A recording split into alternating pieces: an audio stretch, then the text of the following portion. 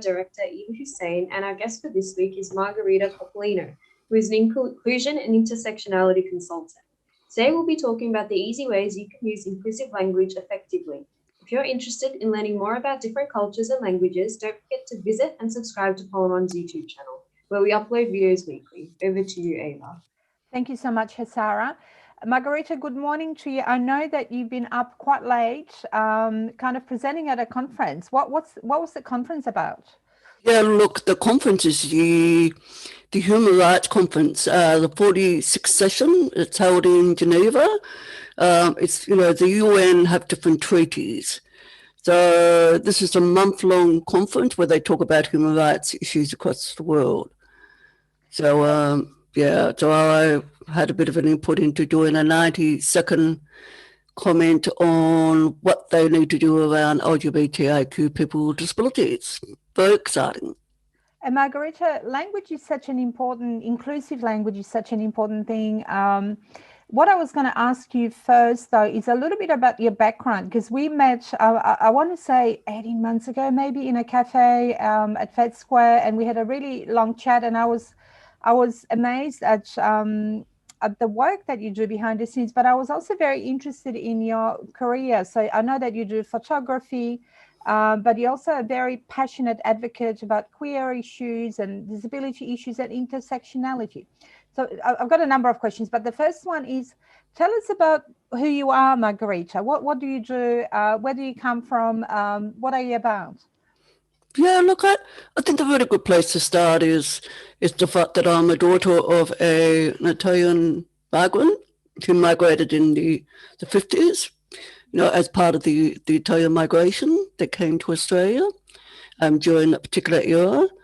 So I'm a very proud Sicilian, but first generation. So I just want to own that right up front, that I actually do come from a cultural background, particularly ethnic background, Sicilian, as one would say. Can't speak the language. I'm really quite disappointed about that. But part of that is the fact that I wasn't brought up by my parents. Mm-hmm. So I've lost that cultural connection in some ways, not having the language. And I think that's probably one of my regrets this lifetime, that I wasn't exposed to the fluence of the Italianos and the language. And, I speak more with my hands than I do with my voice, if I can use that. Right. So for my exposure, my upbringing in an orphanage definitely shaped my thinking and my exposure to differences in culture and people and intersectionality.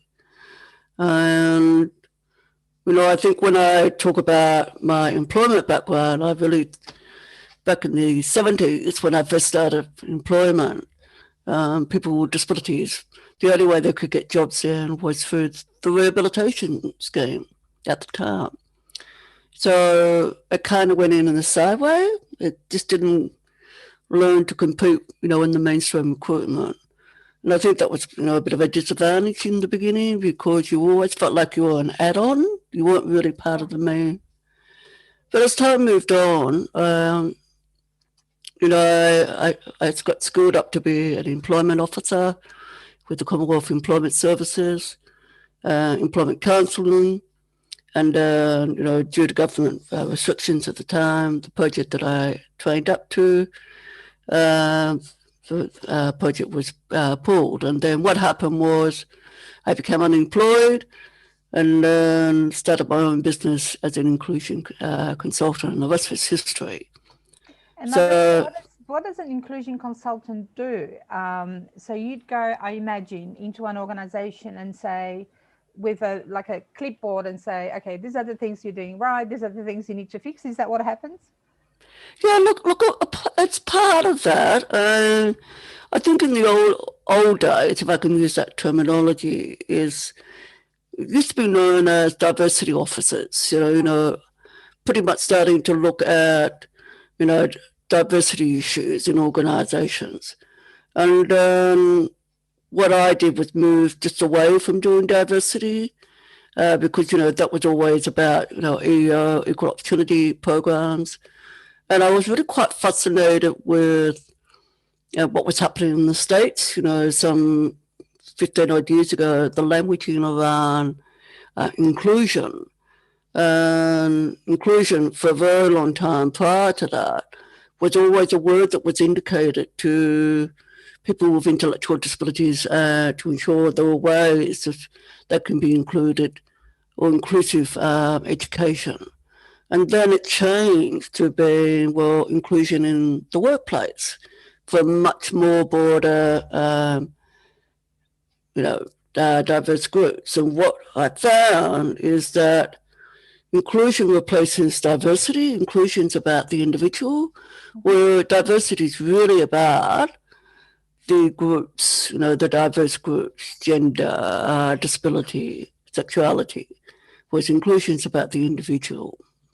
And Margherita, for me, you're someone that is so inspirational, not just because of your background that you briefly mentioned here and many of the challenges that you've overcome as a child, but also in what you do and who you are as a person. So I guess what you're talking about here in this context is also seeing people for people, right? So individuals. And do you think we're there yet, or what work do we still need to do to see people for who they are? Look, I was talking about this the other day that, I think as individuals, we're very good at not being okay about parts of ourselves. I think if you look at the way media, particularly social media, has played a role in how people see themselves, their body shape, the color skin, etc., etc. And I mean, I find that the more comfortable people are within their skin, in their body and who they are, the more it invites other people to do the same. Just hang on, my fur child's just backing away. I know who that is, but that's all right. Somebody's just come in the door, so apologies about that. That's all right. What's your puppy's name? Remind us. I should know. She's not a puppy. She's actually fully grown. She's I know. 12 years of age, and she's a little Jack Russell Cross Chihuahua. Okay. And so as soon as people come in the door, it's all about her. Okay. So sorry about that, everyone, but she just wanted to be heard. That was a nice interruption, because I've seen her on Facebook. She's a very cute. I call her Puppy because she's so very cute. Even though she is 12 years old. Just going back to language, I think let's put it this way. Both you and I have been around, and we've watched the language morph and change, and so we no longer talk about, for example, people that are disabled. We talk about people with disability. How has language changed, and is it for the better? Do you think that just because we speak differently, do we actually meaning it, or are we just ticking off boxes, or are we being just politically correct? And what does it matter? Oh, look, this is a really important question that if you only got to look, 30, 40 odd years ago, the disabled, the handicapped, or spastic society, they were the terms particularly used to various diagnostic groups of people with disabilities. And as, particularly like the women's movement, people with disabilities movement really started to change, particularly back in 1981 with the introduction of the International Day of People with Disabilities, which at that time was actually called the Handicap Day. Really? So, yeah, so I think language or words that we use tend to really have an impact on how we see people. And as time's moved on and we've started to move away from the medical model, particularly from disability sector, into more of the social model, so person with a disability, so you put the person first, and then the disability. But in the sense, some people say, they were wheelchair bound. But you say the woman who uses a wheelchair. So it's really about the individual, and it just happens to use a wheelchair. So it's always the person in first sense, and I think that's important. The other question I was going to ask you, Margherita, is this, that we see in brackets on your name here on Zoom that you put she, her. Yes. And you're seeing that a lot more, or I am certainly on platforms like LinkedIn. Why, could you explain to us why you chose to do that, and why do people, more and more people, put that to indicate what specifically? Look, the she, her pronouns, they're called pronouns. And I think what's happened, once again, particularly like the disability community, I think people's sexuality and how they identify in gender has become much more fluent in the sense that the younger generation particularly identify as a person, as in person. And then, some are saying, well, I actually don't see myself as she or female, or I actually see myself as non-binary. Okay. So, and it's actually really quite an empowering position to be in, particularly where you've got much more acceptance of people who identify as non-binary, or people who are transitioning and are trans. But that's not only the only component. It is about how a person wants to be identified as their body, as who they are. Mm-hmm. And yeah, so I think more and more people will start to use pronouns. It just encourages people to be who they are without having to hide who they're not. And it also, I think the important thing is, it encourages people to bring the whole self to a workplace, to their home, to their society. They don't have to hide behind certain gender forms or things like that. Okay. And Margherita, you've been working in the diversity and multicultural space for a long time. You mentioned language as in, the Sicilian dialect that you haven't quite grasped, but that's work in progress, right? Absolutely. You are on board of a number of different organizations, and whether it's disability, multiculturalism, and that's the intersectionality we're talking about. What's intersectionality? Can you take us through, in your own words, of what it means to you and to your work? Look, intersectionality is pretty much a word that's now being used more so than inclusion. The intersectionality model originated from the USA. And what's really lovely about the intersectionality model, it talks about, so I'll use me as an example. So when I talk about my experiences, I talk about it from a woman, so gender lens, from a person with a disability lens, from a lesbian lens, from a person from a cultural background lens. So those four, they're all quite different about how my lens in those intersects are quite different when I experience life in its broad forms. Barriers in those particular intersectional lenses could be quite different. So what I have found in the past, that in the multicultural sector, when I'm working in that space, I actually have to adapt and change my way of working. Really?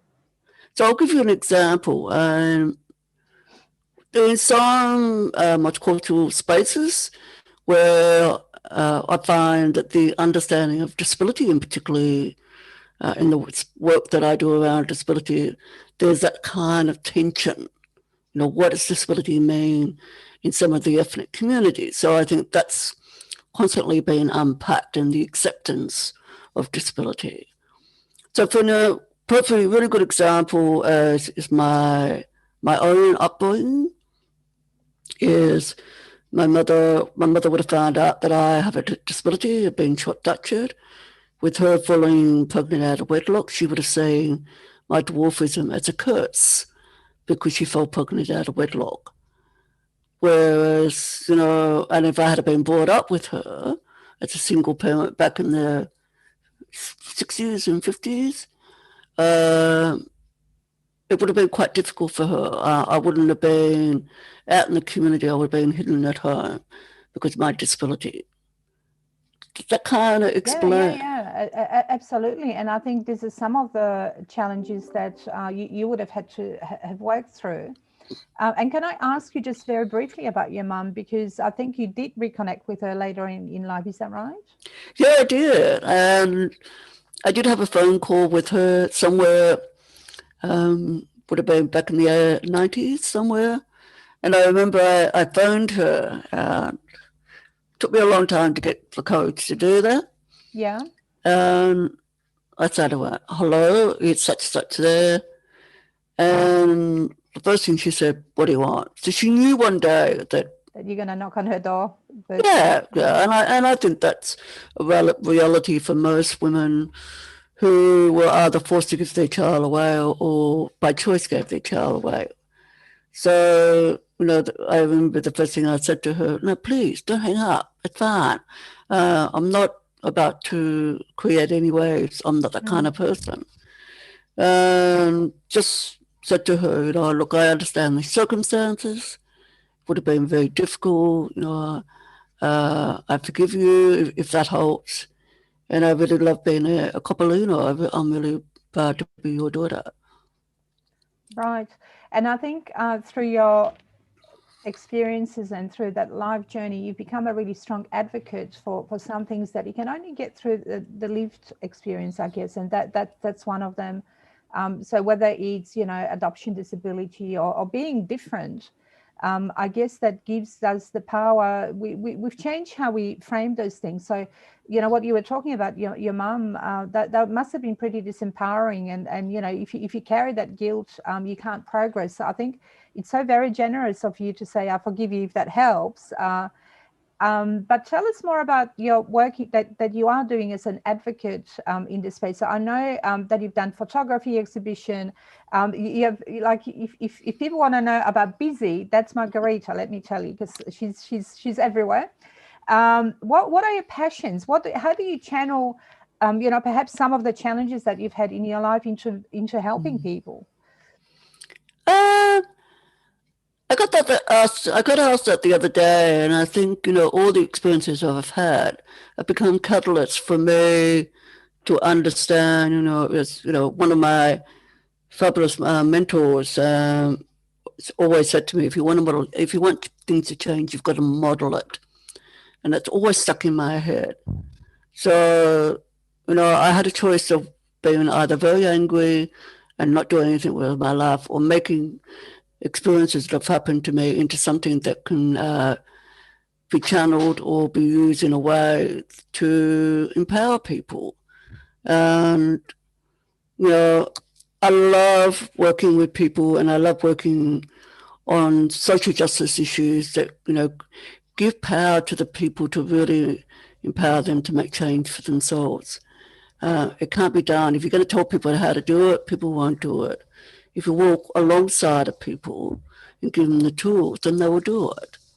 But it's also, I think, important to show them that it can be done, because I think, the times we're talking about when you were growing up, there were very different times, and one would hope that we have changed the way we think, and we have. I think, there's still a bit of a journey to go.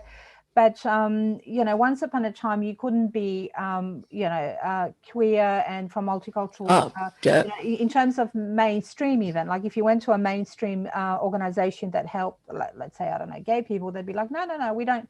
There are no Greeks that happen to be gay. No, that's not our, go to the Greek organization. So I think things have changed, and people now understand that you can be who you want to be, and you can wear those different hats and see life through those different lenses.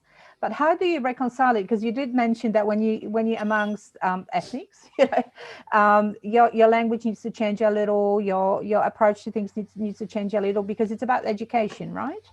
Oh, absolutely. And I think for me, first of all, I had to go through that journey myself to change, not being a victim, and to being, how can these experiences empower me to be positive? What's the silver lining in everything that we do? So by me just switching my paradigm around how I view who am I, who are they, and what do I do in this world, that then created a whole different way for me to go, the language or the interaction I have with people was much more positive. The more okay I was with me, the more okay people were with me. And Margherita, why do people look up to you? Well, they do, let me tell you about it. What's so special about you, mate? Yeah, look, I do have a sense of humour. I've been known in the most serious moments to have a bit of banter. I think humour has been one of my strengths. It's got me through, some really dark moments. And I think for me is that I'm passionate. I'm really passionate about people leaving legacies or people seeing change in people, but walking alongside with people. And I'm one never to give up. So somebody said to me the other day when I was telling the story about my family and my cultural background and my visit to Sicily and all that, you've got so much patience. And I kind of went, that's one thing I didn't think I had. So yeah, well, if you told the story about your family and your siblings and all that, and over the 60 years, how you've waited for people to start, that's patience, that's tolerance. And I kind of went, it's a really good reflection. I thought I didn't have very high tolerance, and was not patient because I'm always saying, come on, let's get in and do this. But apparently not. They are the things that people really like about me. Right. And I think you develop them over time, of course, as you become a bit older. I found that for myself. But right, Sicily, I forgot about that because you went, right? Yeah, in 2009. 2009. Yeah. What happened? Look, it was an amazing, I've done a little bit of an international travel, and Sicily, so I went to Malta and then got the ferry over to Sicily. And we visit the village where my mother migrated from, which is the Catarata, which is just overlooking the Messina province, the hills, and it was just amazing. And we went to the registrar, and I had an interpreter with me at the time because you go to Sicily, you go out and have an Italian name, they say, go speak Italian. I'll go, look at me. That was the only thing I could say the whole trip. In Italian, people kept looking at me. It's Italiano. Oh. Anyway, so the registrar looked and then went to the registrar. He identified when my mother migrated, and then also was able to tell me when her siblings actually migrated after her. Then I told him the story about my circumstances. And it just happened that a Coppolino was living in the village at the time. So they tried to track him down, and fortunately they weren't there at the time. And the registrar said, look, it would have been very difficult for your mother, but if any of the family come back, we can tell them that we've met you, and we accept them, and you're welcome to come back to this village. You're very much part of this village. And what was really quite amazing about that was that's when I went, Coppolino, Margherita, I'm so proud to be Sicilian, and really own that identity, that part of my identity. I really struggled with it until then, because I had a sense of home. I had a sense of coming home. So it was a real catalyst. Yet another lens, right? Because I don't know whether you feel primarily Australian or primarily Sicilian, but you can be both, right? Yeah, of course. Yeah. You don't have to choose. Exactly. It's all part of my genes, my DNA. Whereas, up until around about that time, I really denied the Italian Sicilian background. Okay. And in fact, I remember earlier on in life, I did everything to change my name, Margherita, to Marg or Margot, And And, not only being short-statured in the orphanage, I did stand out, but having an Italian name, but the orphanage was a mainstream orphanage. It wasn't an orphanage for people with disabilities. So I stood out being short-statured, let alone being quite dark, and also having, a European name. So, if I wanted to hide, I couldn't. While I'm short-statured and people don't often see me, I actually stood out. So that journey in 2009 really got me to accept that, I do talk with my hands. I do love Italian food. I go like this all the time. In your blood. Yeah. I like bubbling tomatoes now. All those cultural stuff that I missed out on, I'm really honing in on and coming to terms with, and I'm really proud of that. Yeah, and you've got every right to reclaim it. And I think sometimes for people that have, I'm an example, I guess, of that, where, I came to Australia when I was an adult already. And I think it took me a while, initially I just wanted to belong, like I had a really strong sense of needing to learn the language and just not stand out. And then, things like accents or features or whatever, who you are as a person becomes something that you're more proud of. I think it does come with age.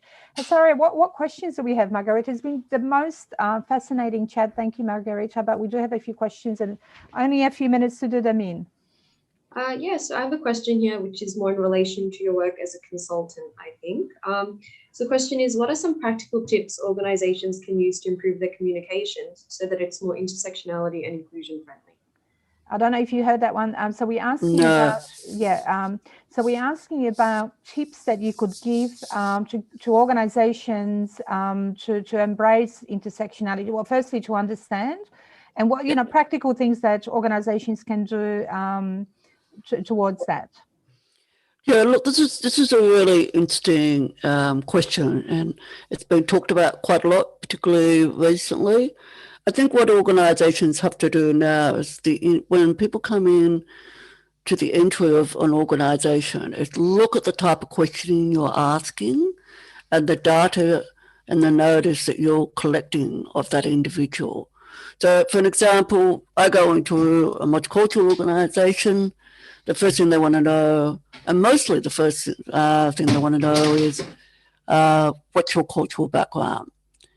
And then that's the tunnel that they see. Anything else I say, they don't tend to understand, or in some cases, that's not their speciality. Oh, we only work on multicultural, not disabilities, not sexuality. So I have to take those parts of me to other organisations or other sectors or intersectional lens communities.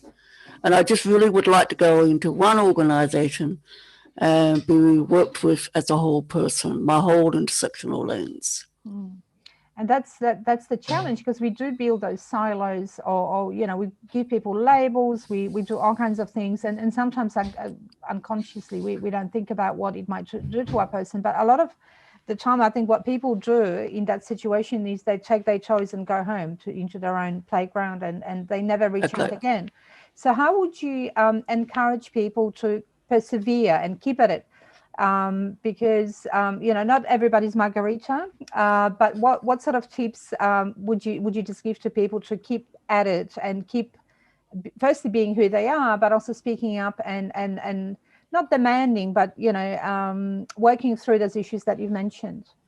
Look, I think the advantages of chipping away and having these conversations is, we talk a lot about the unmet need. We talk a lot about organisations not having the money to do lots of things. But the beauty of working from an intersectional lens, it gives you a creative way of working across all those intersectional communities, and then find ways that, I'm just trying to find an example.